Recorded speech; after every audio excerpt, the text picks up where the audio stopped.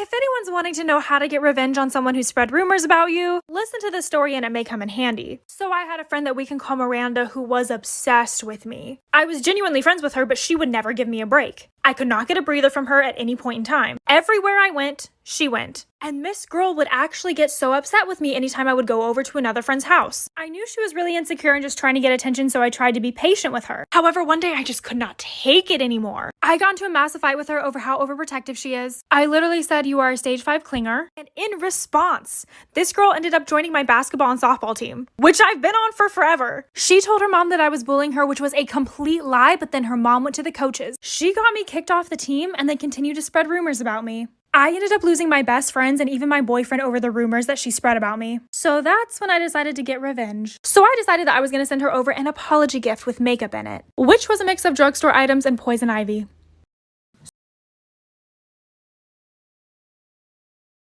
Part 2 of how my best friend got so weirdly obsessed with me that she plotted to kill my boyfriend. So continuing with the story, we heard a knock at the door and it ended up being her. And she said, "Oh, I'm just coming by to check on you and make sure you're okay." Mind you, we were at his house. And he looks at me like, what is she doing here? So I asked her to leave, and then she ends up getting so mad at me just because I asked her to give us alone time. So the night goes on, and then when I get home, she's in my room. At this time, my whole entire family was out of town, and I was the only one home. So I was like, hey.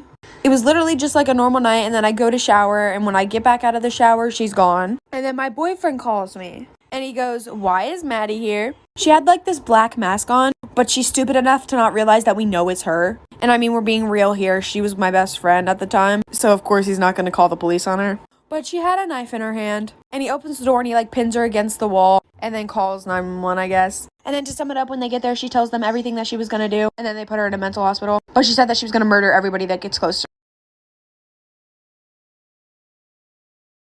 her. I'm currently 2 months pregnant, but my mother-in-law has clearly stated she is not happy for me and hates that I'm pregnant. She's been coming over a lot to cook for us, but I haven't been eating her food. Not because I don't like it, I'm just in a lot of pain and very nauseous. But she's always complaining about it. I've been taking a lot of vitamins for my pregnancy, and when my mother-in-law asked, I didn't think much of it.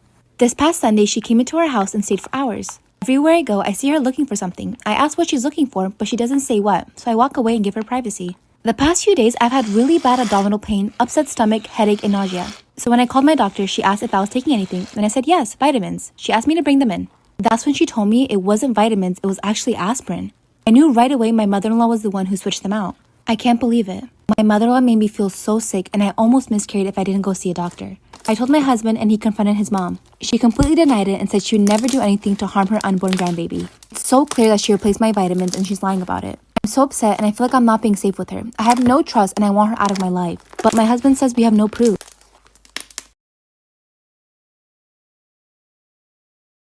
If a website ever asks you these questions, don't do what she did. Once there was a girl named Masha who heard that there's a new service that gives everyone free internet access, so she decided to use it, but this would lead to something horrifying for Masha and her family. After she connected to this internet service, a web page popped up asking her to register some information, but the questions were oddly personal. It asked, "What's your usual mode of transportation?" with a photo of a bus, a boat, a train, and a plane. Masha took her bike to school every day, so she clicked on the train instead. But the next day, the local news showed that there was a horrific train crash that killed everyone on board. Masha thought that this was a coincidence, but soon she'd realized that she made a deadly mistake. Later, she needed to use the internet again, so she logged back in. This time it asked, "What kind of home do you live in?" along with 4 different pictures of different types of homes. She clicked apartment even though her and her family lived in a house. And the next day, the apartment building near her school burned down. The police suspected arson. Then she went back to the internet server one last time, but this time it showed a photo of her mother, father, sister, and herself with the question, "Who is your favorite family member?"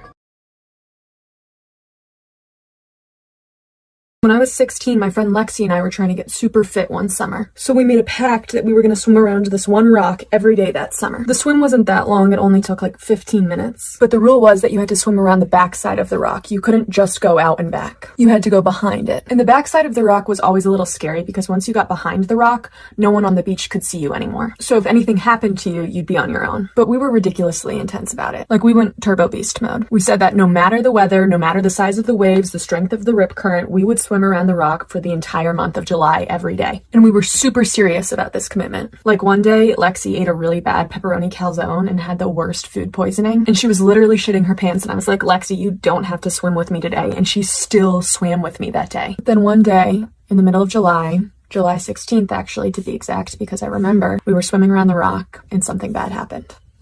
So Lexi and I are swimming and we're like halfway through the swim on the backside of the rock. And while we're swimming, something hits me on the back. It literally felt like someone punched me underwater. And I scream and Lexi's like, what happened? But I was freaked out and I didn't explain it to her. So I just told her to swim to the rock, get out of the ocean and get on top of it. Once we were safe on the rock, I told Lexi what had happened and she was super freaked out. And I actually had a red mark on my back. So she knew I wasn't making any of it up. We stayed on the rock staring at the water, trying to spot anything moving for like 30 minutes. But after a while, we were like, okay, well, we have to swim back at some point. So we decided to swim in. We literally swam as fast as we could back to the shore. When we got to the shore, there was an old woman on the beach looking at us kind of weirdly. She's like, where's your other friend? And we were confused. We were like, what? She's like, you had a third girl swimming with you, didn't you? And we were like, no, it's just us. And she's like, well, I definitely saw a third girl out there with you guys. But then a few days later, the local newspaper came out with a story titled Something in the Water. People at another beach a few miles away claimed that they were getting hit by.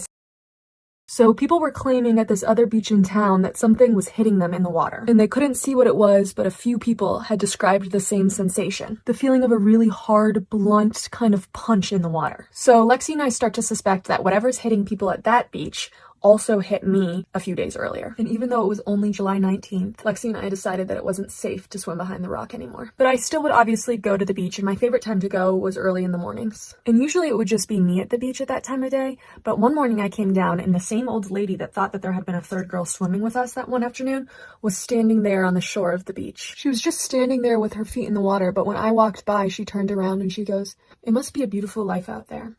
I bet they're happy." And then she bent down and picked something up from the sand and handed it to me. It was a type of shell that I had seen all the time. And she goes, "Do you know what these are? These are mermaid nails. We must have one living nearby this summer." And then she winks. A few nights later, I was at the beach again at a beach fire.